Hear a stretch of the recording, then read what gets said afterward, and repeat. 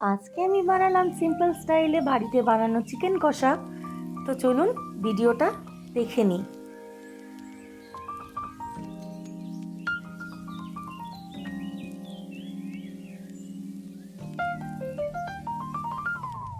তো আমি এখানে চিকেন নিয়ে নিচ্ছি, পেঁয়াজ বাটা, টমেটো বাটা, আদা রসুন বাটা, নুন, হলুদ আর লঙ্কার গুঁড়ো, সর্ষের তেল।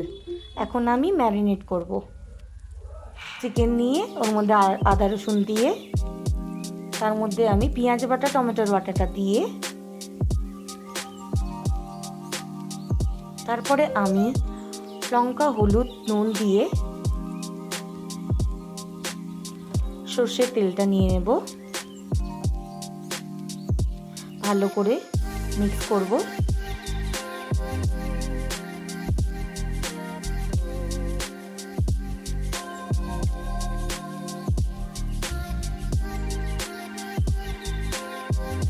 মিক্স করার পরে এটা আমি আধা ঘন্টা রেস্টে রেখে দেবো।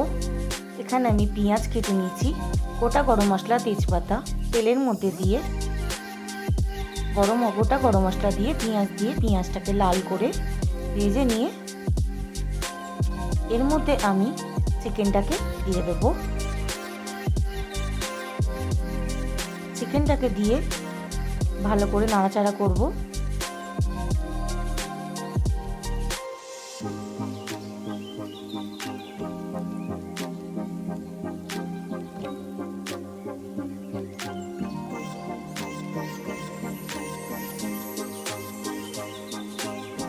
এখানে আমি চিকেনটাকে লো টু মিডিয়ামে রেখেছিলাম 10 মিনিটের জন্য।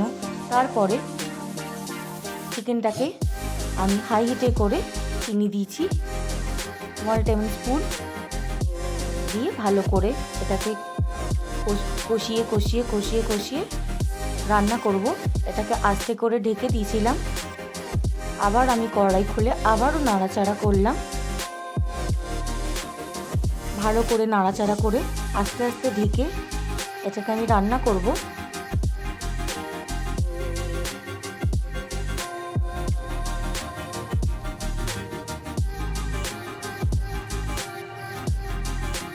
ভালো করে আধা ঘন্টা রান্না করার পরে আমি এর মধ্যে গুঁড়ো গরম মশলা দিয়ে আমি চিকেনটাকে নামিয়ে দেবো। আমার সিম্পল স্টাইল চিকেন কষা রেডি।